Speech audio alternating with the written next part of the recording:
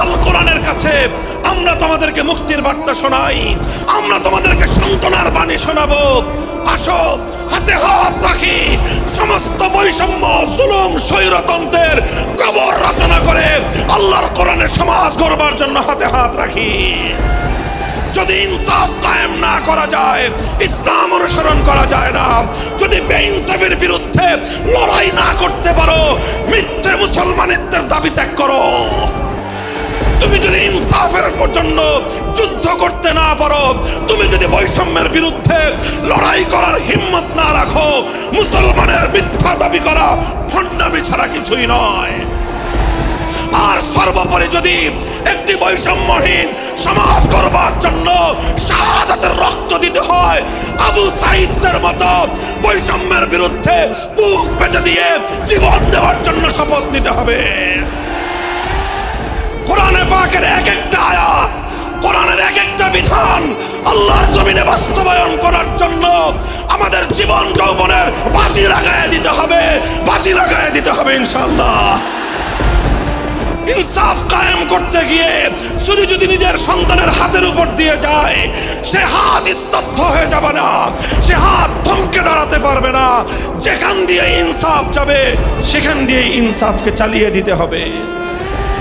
এই সমাজ, এই জমিন এখন বিপ্লবী চায়। সে বিপ্লব আব্রাহাম লিঙ্কনের আদর্শের বিপ্লব নয়, সে বিপ্লব কার্ল মার্কস, মাও সেতুং আর লেনিনদের বিপ্লব নয়। বাংলার মাটি আরেকটা বিপ্লব দেখতে চায়। সে বিপ্লব হবে আল কোরআনের বিপ্লব, সে বিপ্লব হবে ইসলামী সমাজ গঠনের বিপ্লব। সেই বিপ্লবের জন্য 2000 যুবক নয়, যদি 2 লক্ষ যুবকের তাজা বুকের শাহাদাতের রক্তের প্রয়োজন হয়, সে রক্ত দেওয়ার জন্য শহীদ ঈদগাহে কারা কারা জমায়েত হবে, কারা কারা জমায়েত হবে। এটা শুধু কথার কথা না, শপথ। এটা কথার কথা না, শপথ। এটা অঙ্গীকার। কার সাথে? কার সাথে?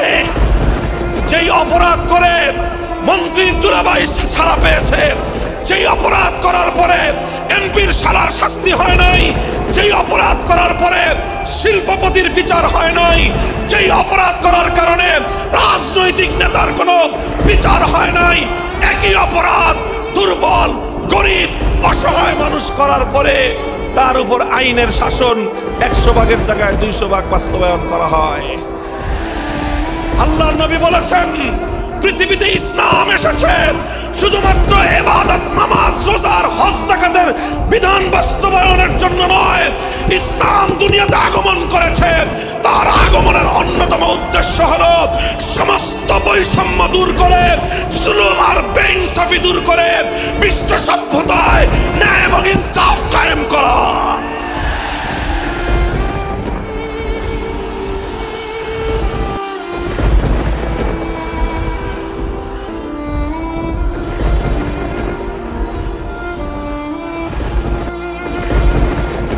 মনে রাখবেন, বৈষম্যহীন সমাজ গড়া এটা শুধু বৈষম্য বিরোধী ছাত্র নেতৃবৃন্দের দায়িত্ব নয়।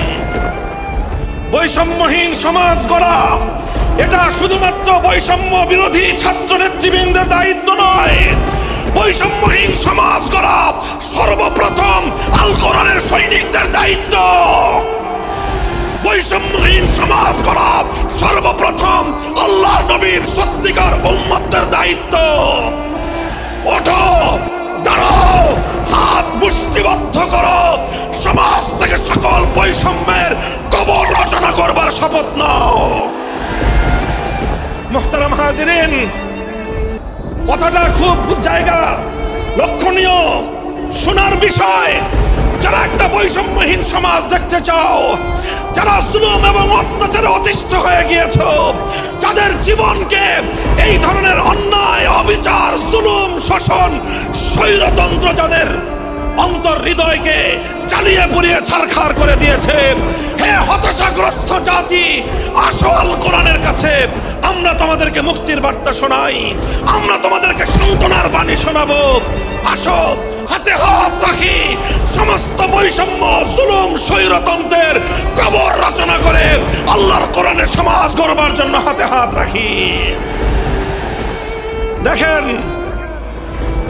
আল্লাহ পাক রব্বুল আলামিন যুগে যুগে যত নবী রাসূল প্রেরণ করেছেন, যুগে যুগে যত আসমানি কিতাব আল্লাহর পক্ষ থেকে অবতীর্ণ হয়েছে, কেন হয়েছে? শুধুমাত্র মুসল্লিদের সমাজ গড়বার জন্য নয়, শুধুমাত্র রোজাদার সমাজ গড়ার জন্য নয়, অবশ্যই কোরআন এবং কিতাব নাজিল হয়েছে নামাজের জন্য, অবশ্যই কোরআন এবং কিতাব নাজিল হয়েছে রোজা, হজ, যাকাত সহ আল্লাহ পাকের যাবতীয় বিধান সমাজে বাস্তবায়ন করার জন্য। তবে একমাত্র এটাই উদ্দেশ্য নয়, বরং সমস্ত কিতাব, সমস্ত নবী রাসূল দুনিয়াতে আগমন করার অন্যতম একটা মৌলিক লক্ষ্য। কোরআনে পাকের সূরাতুল হাদীদ থেকে তেলাওয়াত করেন, অর্থ বুঝেন, মর্ম বুঝার চেষ্টা করেন। লাকাদ আরসালনা রুসুলানা বিল বায়িনাতি ওয়াল হুদা ওয়া আনজালনা মাআহুমুল কিতাবা ওয়াল মিজান লিয়াকুমান নাসু বিল কিসত। আল্লাহ কোরআন বলছে যে আমি নবী রাসূল পাঠিয়েছি, আসমান থেকে যুগে যুগে কিতাব নাজিল করেছি। এই সব কিছুর অন্যতম একটা উদ্দেশ্য হলো লিয়াকুমান নাসু বিল কিসতি।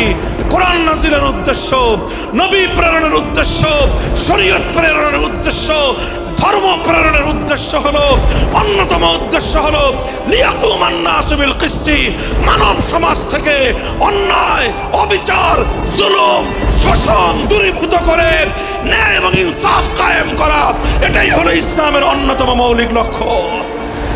যদি ইনসাফ কায়েম না করা যায়, ইসলাম অনুসরণ করা যায় না। যদি বেইনসাফের বিরুদ্ধে লড়াই না করতে পারো, মিথ্যে মুসলমানিত্বের দাবি ত্যাগ করো।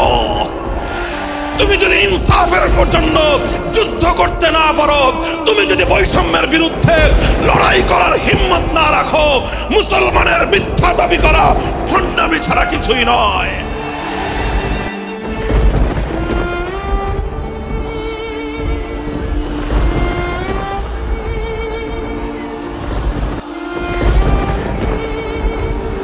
এই জন্য আমাদেরকে বুঝতে হবে, আমাদের জীবনের অন্যতম মিশন, যে জন্য আল্লাহ তার নবীদেরকে পাঠিয়েছেন, নবীদের জীবনের মিশন যা ছিল, নবীর উত্তরাধিকারী, নবীর অনুসারীদের জীবনের মিশনও সেটাই হবে।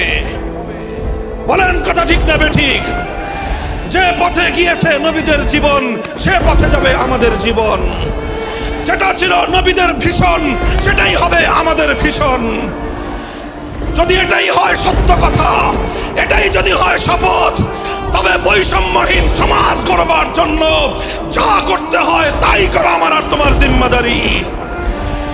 যদি সেজন্য আমাদেরকে ঘাম ঝরাতে হয়, ঘাম ঝরানো আমাদের দায়িত্ব। আর যদি সেজন্য চোখের অস্ত্র দিতে হয়, চোখের অস্ত্র দেওয়া আমাদের দায়িত্ব। যদি সম্পদের কোরবানি করতে হয়, মাল সম্পদের কোরবানি করা, সেটাই আমাদের জীবনের দায়িত্ব এবং উদ্দেশ্য। আর সর্বোপরি যদি একটি বৈষম্যহীন সমাজ গড়বার জন্য শাহাদাতের রক্ত দিতে হয়, আবু সাঈদের মতো বৈষম্যের বিরুদ্ধে বুক পেতে দিয়ে জীবন দেওয়ার জন্য শপথ নিতে হবে।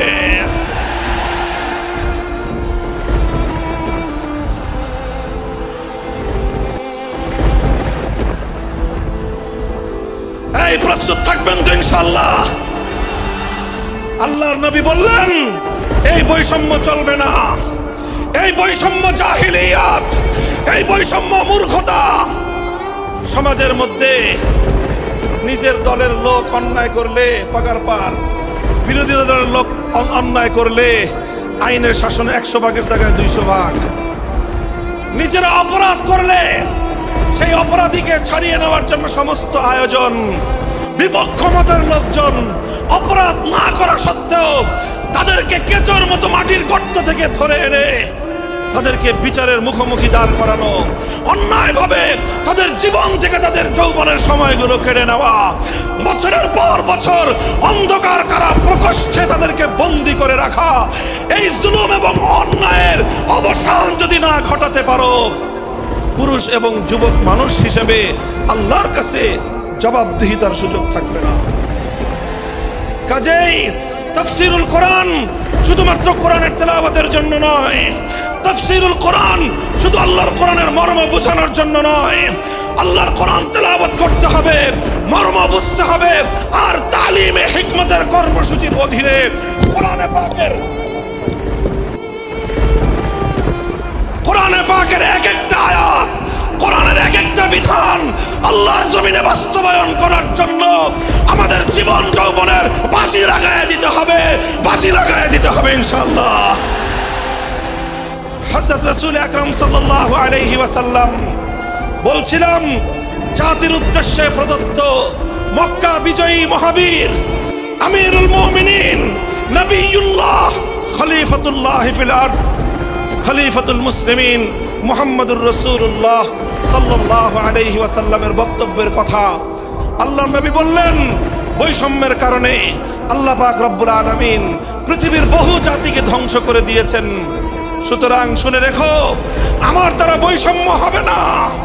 শুধু আমার বংশের লোক দেখে, আমার গোত্রের লোক দেখে, আমার রক্তের আত্মীয়তার সূত্রের কারণে আমি অপরাধ প্রমাণিত হওয়ার পরেও তার উপর কোরআনের বিধান বাস্তবায়ন করব না, এটা আমার দ্বারা সম্ভব নয়। এরপরে আল্লাহর নবী যেই কথাটি বললেন, সেই কথা যদি আল্লাহর নবী হাদিসে না বলতেন, তাহলে সেই কথা উচ্চারণ করতে আমাদের জিহ্বা কেঁপে উঠত, আমাদের বক্ষ প্রকম্পিত হতো। আল্লাহর নবী বললেন, ওয়াল্লাহ লাউ আন্না ফাতিমাতা বিনত মুহাম্মাদিন সারাকাত লাকাতাতু ইয়াদাহা, ওয়াল্লাহি লাউ আন্না ফাতিমাতা বিনত মুহাম্মাদিন সারাকাত লাকাতাতু ইয়াদাহা। শুধু আমার দাদির গোত্র, আমার বংশের ফাতেমা নামনি মহিলা নয়, আজ যদি আমি মুহাম্মদুর রাসূলুল্লাহর কলিজার টুকরা মেয়ে, আমার জীবনের সবচেয়ে আদরের সন্তান ফাতেমা যদি আজকে চুরি করে ধরা পড়তো, আমি আল্লাহর শপথ করে বলি, আমি তার হাত কেটে দিতে এতটুকু দ্বিধা করতাম না। মুহতারাম হাজিরিন, এটাই হলো তালিমে হিকমত। আল্লাহর কোরআনের বিধান বাস্তবায়ন করতে গিয়ে ছুরি যদি নিজের সন্তানের গলার উপর দিয়ে যায়, ইব্রাহিম খলিলুল্লাহর মতো ছুরি চালায় দিতে দ্বিধা করা যাবে না। যদি ইনসাফ কায়েম করতে গিয়ে ছুরি যদি নিজের সন্তানের হাতের উপর দিয়ে যায়, সে হাত স্তব্ধ হয়ে যাবে না, সে হাত থমকে দাঁড়াতে পারবে না। যেখান দিয়ে ইনসাফ যাবে, সেখান দিয়ে ইনসাফকে চালিয়ে দিতে হবে। রাসূল আকরাম সাল্লাল্লাহু আলাইহি ওয়াসাল্লাম ঘোষণা করলেন, আল্লাহর আয়াত নাযিল হলো, ইয়া আইয়ুহাল্লাযীনা আমানুত্তাকুল্লাহ ওয়া যারু মা বাকিয়া মিনার রিবা ইন কুনতুম মুমিনিন। হে মুমিনগণ, সুদকে তোমরা পরিহার করো যদি ঈমানদার হয়ে থাকো। যদি ঈমানদার হয়ে থাকো, কি করো তোমরা? সুদকে পরিহার করো। কি করো? ইত্তাকুল্লাহ, তোমরা আল্লাহকে ভয় করো। ওয়াজারু মা বাকিয়া মিনার রিবা, সুদের যা অবশিষ্ট আছে এই সব কিছু তোমরা পরিহার করো। আর যদি না করো, সুদ যদি তোমরা পরিহার না করো, ফাযানু বিহারবিম মিনাল্লাহি ওয়া রাসূলিহি, আল্লাহ এবং তার রাসূলের পক্ষ থেকে যুদ্ধের ঘোষণা শুনে নাও। হে জাতি, হে মুসলিম সম্প্রদায়, আমরা তোমাদের কাছে পয়গাম পৌঁছে দিতে চাই, আল্লাহর উপর বিশ্বাসী জাতি, আল্লাহর নবীর উপর আস্থাশীল জাতি কোনোদিন সুদি কারবার করতে পারে না। সুদ ভিত্তিক অর্থ ব্যবস্থা দিয়ে তাদের সমাজ চলতে পারে না। আল্লাহর উপর বিশ্বাসীদের সমাজ যদি হয় সুদ ভিত্তিক, তার অর্থ হলো রাত দিন আল্লাহ এবং তার রাসূলের সঙ্গে তারা যুদ্ধে লিপ্ত। যেই মুসলিম জাতি আল্লাহর সাহায্য নিয়ে বিশ্বব্যাপী বিজয়ী হওয়ার স্বপ্ন দেখে, সে মুসলিম জাতি যদি স্বয়ং আল্লাহর সঙ্গে যুদ্ধে লিপ্ত থাকে, তাদের জীবনেও কল্যাণ এবং বিজয় আসার সম্ভাবনা নাই। এই জন্য মুসলিম জাতির উত্থানের জন্য, মুসলমানদের বিজয়ের পূর্ব শর্ত হলো সুদ পরিহারের মাধ্যমে আল্লাহর সঙ্গে যুদ্ধ বন্ধ করতে হবে, আল্লাহর পক্ষ থেকে সাহায্য চাইতে হবে। কোরআনের আয়াত, সূরা বাকারার আয়াত, এই আয়াত নাজিল হওয়ার পরে আল্লাহর নবী শুধু তেলাওয়াত করে দায়িত্ব ক্ষান্ত করেন নাই, শুধু সুদের মর্ম বুঝিয়ে নিজের দায়িত্ব ক্ষান্ত করেন নাই। তৃতীয় দায়িত্ব তালিমে হিকমত, সুদকে সমাজ থেকে সমূলে উৎখাত করার উদ্যোগ নিয়েছেন।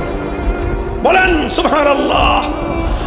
শুধু আলোচনা করে বক্তৃতা দিয়ে নবীর দায়িত্ব শেষ হয় নাই, শুধুমাত্র তাফসীর করে দিয়ে নবীর দায়িত্ব ক্ষান্ত হয় নাই, বরং এক একটা বিধান, আল্লাহর এক একটা আয়াত কিভাবে সমাজে বাস্তবায়ন করা লাগে, করা যায়, নবীজি প্র্যাকটিক্যাল ভাবে তার উদ্যোগ গ্রহণ করেছেন। কিভাবে উদ্যোগ নিয়েছেন? সুদের বিরুদ্ধে কি উদ্যোগ নিয়েছিলেন? কি কিতাব উল্টান, হাদিসের কিতাব বুখারী শরীফের হাদিস, নবীজি ঘোষণা দিলেন, আলা ইন্না রিবাল জাহিলিয়াতি মাওদুউন তাহতা কদামাইয়া। জাহিলিয়াতের যুগে যত সুদের কারবার চলতো, ইসলাম এবং আল কোরআনের সমাজ গড়বার পর সেই জাহিলি যুগের রীতি, সুদ ভিত্তিক অর্থ ব্যবস্থা মুসলিম সমাজে আর থাকতে পারে না। নবীজি বললেন, সুদের কবর রচনা করলাম আমি আমার পায়ের নিচে। আল্লাহ নবী আক্ষরিক অর্থে এ কথা বললেন, আমি আমার পায়ের নিচে সুদের কবর রচনা করলাম। এরপরে আল্লাহ নবী ঘোষণা দিলেন, অনেকে আছো তোমরা যারা আগে কুফরির জমানায় জাহিলিয়াতের যুগে সুদের উপর লগ্নি করেছো, সুদের উপর মানুষকে ঋণ দিয়েছো, সুদী মহাজন যারা সুদের ভিত্তিতে মানুষকে টাকা দিয়েছো, এইরকম কাজ কারবার যারা করতো, সেই যুগে তাদের মধ্যে একজন ছিলেন স্বয়ং আল্লাহর নবীর চাচা হযরত আব্বাস বিন আব্দুল মুত্তালিব রাদিয়াল্লাহু আনহু। মক্কার ঘরে ঘরে আব্বাস রাদিয়াল্লাহু আনহু মানুষের কাছে ঋণ টাকা দিতেন, টাকা পাওনা ছিল এবং সকল টাকা লগ্নি করা ছিল, বিনিয়োগ করা ছিল সুদের ভিত্তিতে। আল্লাহর নবী ঘোষণা করলেন, জাহিলি যুগের সমস্ত সুদ আমি আল্লাহর নবী মওকুফ ঘোষণা করলাম। সর্বপ্রথম যেই সুদ আমি মাফ ঘোষণা করলাম সেটা হলো আমার চাচা আব্বাসের সুদ। কাউকে আমার চাচার কাছ থেকে যারা ঋণ নিয়েছিল, কেউ আর আমার চাচার সুদ দিতে হবে না, শুধুমাত্র মূল পুঁজিটা ফেরত দিবে। সুদ আজ থেকে কবর রচনা করা হলো। হে মুসলমান, যেই সুদের কবর রচনা করে সেই কবরের উপর ইসলামের বিজয়ের বুনিয়াদ কায়েম হয়েছিল, ইসলামের বিজয়ের কেতন উড়েছিল। অন্যায় বৈষম্যের কবর রচনা করে, সুদ ভিত্তিক অর্থ ব্যবস্থার কবর রচনা করে আজ মুসলমানেরা আবার সেই কবর খুঁড়ে সেখান থেকে জুলুম, অত্যাচার, সুদ ভিত্তিক অর্থ ব্যবস্থাকে কবরের পচা মাল, কবরের মরা পচা করা লাশ মুসলিম সমাজের মধ্যে আবার পুনর্বাসিত করেছে। এজন্যই আজ মুসলমানদের এই অধঃপতন। যদি মুক্তি চাও, যদি মুক্তি চাও, শুধুমাত্র ইবাদত দিয়ে মুক্তি আসবে না। ইবাদত যেমন করতে হবে, যেরকম নামাজ, রোজা, হজ, যাকাত, তাসবিহ, তাহলিল আদায় করতে হবে, ঠিক একই ভাবে সমাজ সংস্কার করার জন্য সমাজ থেকে জুলুম দূর করতে হবে, বৈষম্য দূর করতে হবে, বেইনসাফি দূর করতে হবে, সুদ ভিত্তিক অর্থ ব্যবস্থার বিরুদ্ধে জাতীয়ভাবে ঐক্য গড়ে তুলে সুদের বিরুদ্ধে যুদ্ধ ঘোষণা করতে হবে। রাজি আছেন তো ইনশাআল্লাহ? আল্লাহ পাক তৌফিক দান করেন। হাত নামান। 3 দফা কর্মসূচি গেল, তালিমে হিকমত সর্বশেষ আলোচনা ও সমাপ্তির দিকে। নবীজির 4 নম্বর কর্মসূচি হলো ওয়ায়ুআল্লিমুহুমুল কিতাবা ওয়াল হিকমাতা ওয়া ইউযাক্কিহিম। ইউযাক্কিহিম অর্থ হলো তাজকিয়া। তাজকিয়ার অনেক অর্থ। তাজকিয়া বলে শুধুমাত্র পীর মুরিদি বোঝানো হয়, তাজকিয়া বলে শুধুমাত্র তাসাউফ চর্চা বোঝানো হয়, তাজকিয়া বলে শুধুমাত্র কিছু ওজিফা আদায় করা বোঝানো হয়। তাজকিয়ার আসল সারমর্ম হলো, একটু লক্ষ্য করে বুঝেন, খুব গভীর এবং তাৎপর্যময় একটা কথা। তাজকিয়ার মূল অর্থ হলো, দেখেন কর্মসূচি ছিল কয়টা? 4টা। 1 নম্বর কর্মসূচি ছিল তেলাওয়াতে কিতাবুল্লাহ, আল্লাহর কিতাবের তেলাওয়াত। 2 নম্বর কর্মসূচি ছিল তালিমে কিতাব, কিতাবুল্লাহ, আল্লাহর কিতাবের মর্ম বোঝানো। 3 নম্বর কর্মসূচি ছিল তালিমে হিকমত, অর্থাৎ আল্লাহর কিতাবের প্রত্যেকটা বিধান, প্রত্যেকটা বিষয়কে প্র্যাকটিক্যাল আমলে পরিণত করা, কার্যে পরিণত করা। কথা ঠিক না বেঠিক? 3 নম্বর কর্মসূচি হলো শুধু আমলে পরিণত করাই দায়িত্ব শেষ নয়, বরং আমলে পরিণত করার পরেও আরো অগ্রসর হতে হবে। 4 নম্বর কর্মসূচি হলো আল্লাহর কোরআনকে নিজের আখলাক এবং নিজের চরিত্রে পরিণত করা। কোরআনকে চরিত্রে পরিণত করা, কোরআনের চরিত্র অর্জন করা। কোরআন যে আখলাকের কথা বলেছে, কোরআন যেই চরিত্রের কথা বলেছে, সেই কোরআনই চরিত্র যখন একজন মানুষ গঠন করতে পারে, এটাকেই বলা হয় তাজকিয়া। এটার নামই হলো তাসাউফ। মুহতারাম হাজিরিন, আল্লাহর নবী নিজের জীবনে 100% আল্লাহর কোরআনকে নিজের চরিত্রে পরিণত করতে পেরেছিলেন। এই জন্য যদি কেউ জিজ্ঞাসা করে আল্লাহর নবীর সিরাত কি, নবীর জীবনীটা কি বলেন তো, সবচেয়ে সংক্ষিপ্ত অথচ সবচেয়ে পূর্ণাঙ্গ জবাব হলো, কি বললাম, সবচেয়ে সংক্ষিপ্ত অথচ সবচেয়ে পূর্ণাঙ্গ।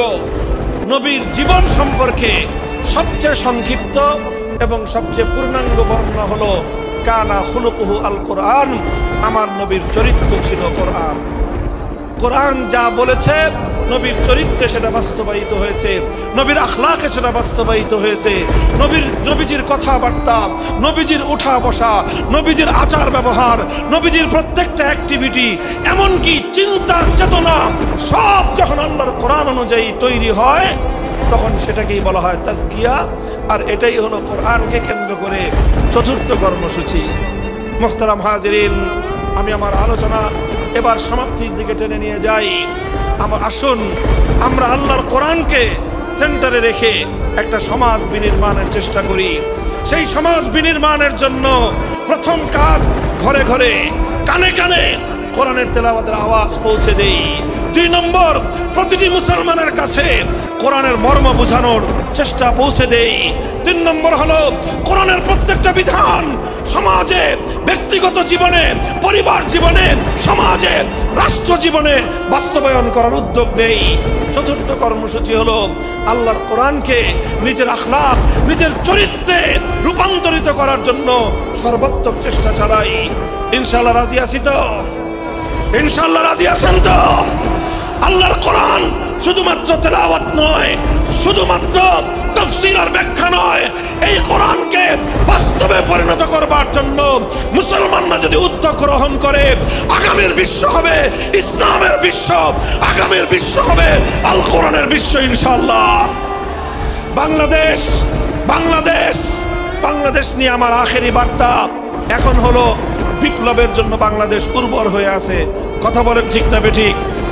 বৃষ্টির পানি পড়লে যেভাবে শীতকালের পরে বৃষ্টির পানি পড়ার সঙ্গে সঙ্গে ফসলের মাঠ যেমন চাষাবাদের জন্য উর্বর হয়ে যায়, আবু সাঈদ, মুগ্ধ, সিফাত হাসান, এভাবে আমাদের অসংখ্য অগণিত বীর শহীদদের রক্ত ভেজায় বাংলার মাটি এখন ইসলামী বিপ্লবের জন্য উর্বর হয়ে আছে, আল কোরআনের বিপ্লবের জন্য উর্বর হয়ে আছে।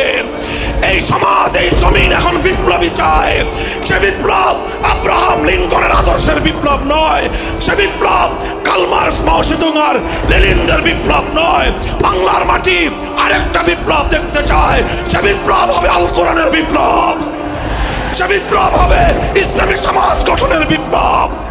সেই বিপ্লবের জন্য 2000 যুবক নয়, যদি 2 লক্ষ যুবকের তাজা বুকের শাহাদাতের রক্তের প্রয়োজন হয়, সে রক্ত দেওয়ার জন্য শহীদ ঈদগাহে কারা কারা জমায়েত হবে, কারা কারা জমায়েত হবে।